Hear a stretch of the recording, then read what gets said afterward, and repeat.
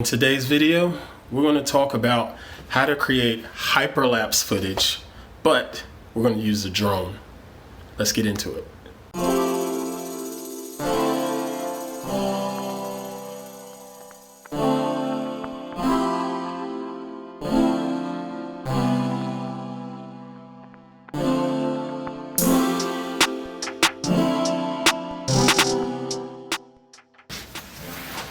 So if you're wondering what exactly is hyperlapse footage, hyperlapse, best way I can describe it is to think of a time lapse. Think of a time lapse scene. Let's think of, say, like a city. Got your camera focused on the city, and then you see the trees and the clouds and whatnot. And over time, those clouds begin to move past the city. Take that same scene, and in addition to having the movement from the trees and the clouds and whatnot, take the camera and move it over time. A lot of times it's used as a zoom or a pan, but that's a hyperlapse. It's basically doing a time lapse, but instead of keeping your camera stationary, your camera moves over time.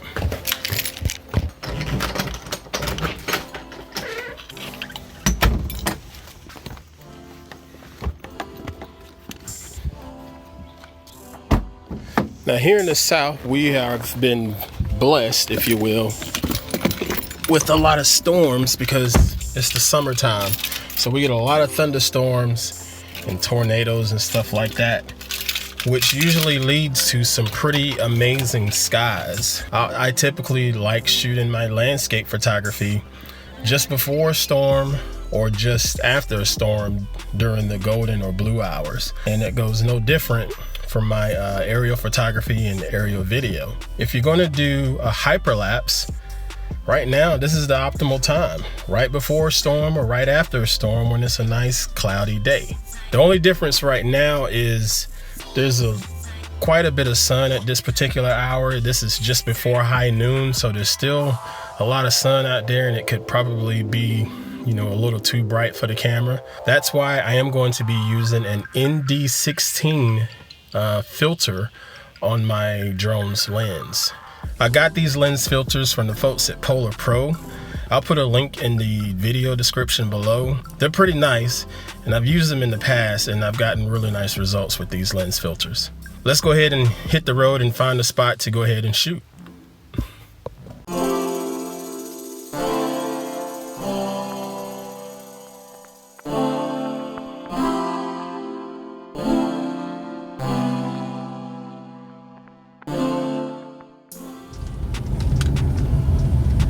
Got a brief pit stop.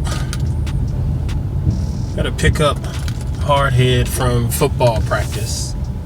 Might be all right. I could probably just go ahead and shoot from here. Yeah, I think I'll just shoot a little footage from here just to give you an example of how it's done. It's not necessarily the most picturesque area, but it's still a nice spot to do a lesson, if you will.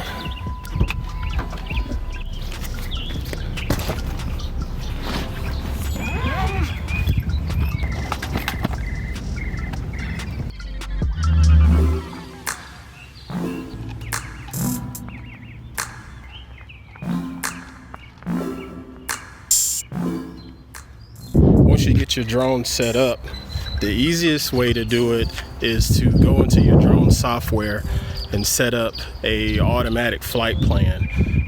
I'm going to use waypoints and basically put on the map point A to point B and make it a good, maybe 1,600 feet away or something like that, a good distance away, and just let your drone just fly that particular path. Make sure your altitude is high enough. Probably a good 100 feet of altitude is safe, so you got to think safety. And then you set it up to shoot photographs every 2 seconds or so.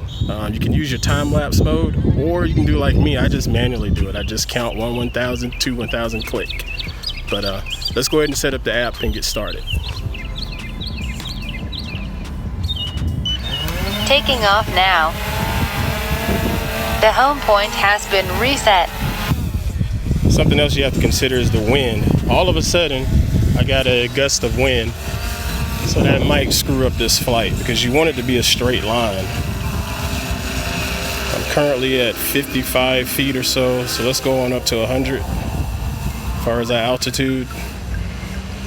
And then we'll go ahead and hop into the flight path that we created. Select it. We'll get started. Oh no. So now it says it's not safe, so I'll just create a new one.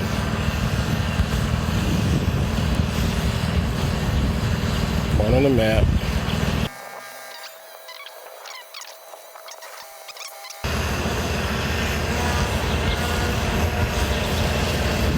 All right, starting so waypoint mission.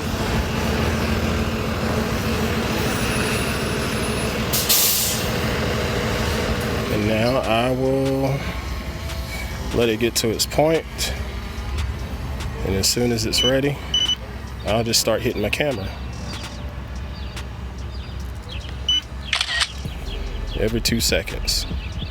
And you want to try to keep it at about 2 miles an hour, so I'm going to slow it down because right now I'm at 10. There we go. So we're starting now.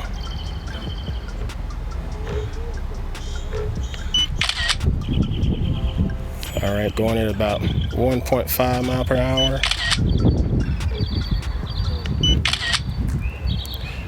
The hope is you end up getting about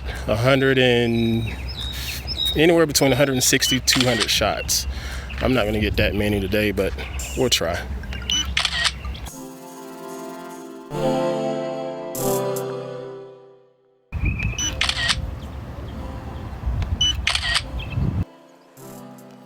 All right, so I got to the end of the path, which was right before the battery got to critical, so it is going to come back home now.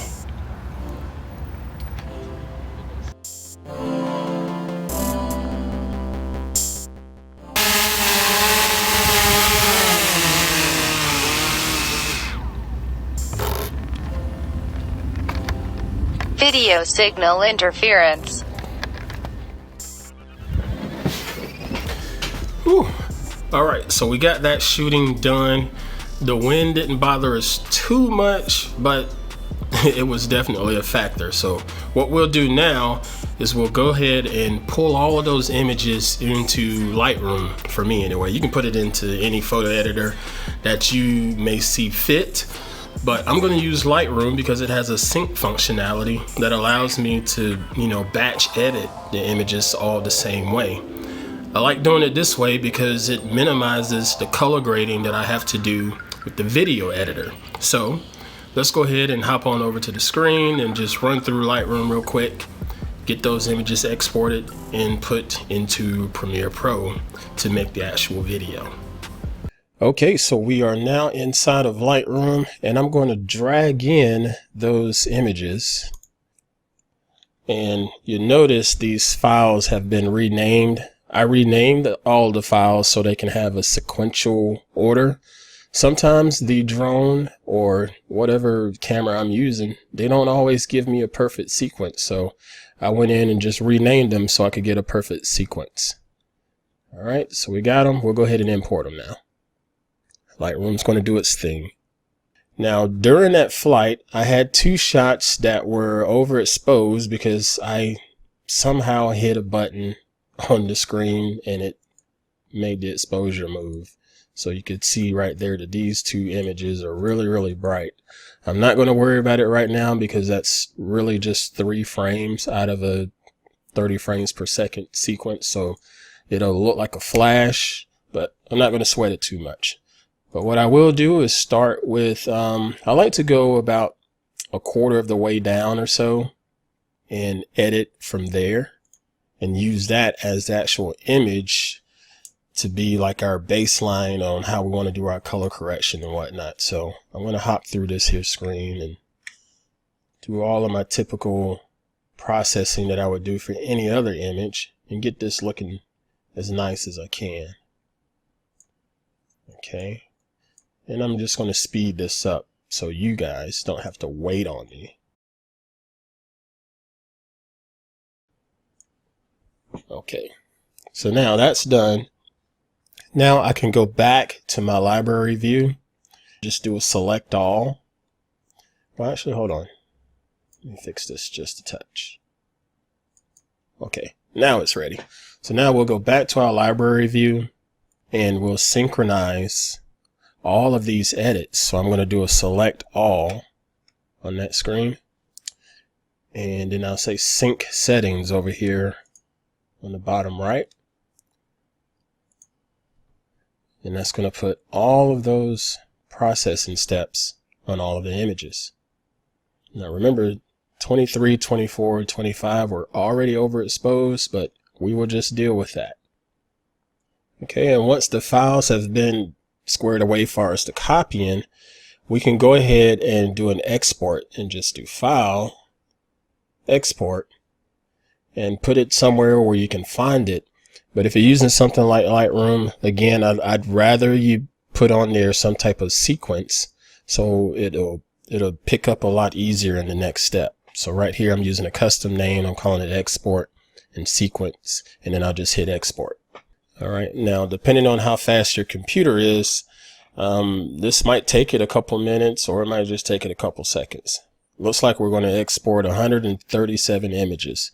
That's a little under the number that I normally like to shoot. You know, again, I say around 150 to 200 shots, but we could still make this work. So we'll let this export go through and then we'll hop on over into Premiere Pro. So let's do a little bit of editing magic and we will stop and then we'll pop right back.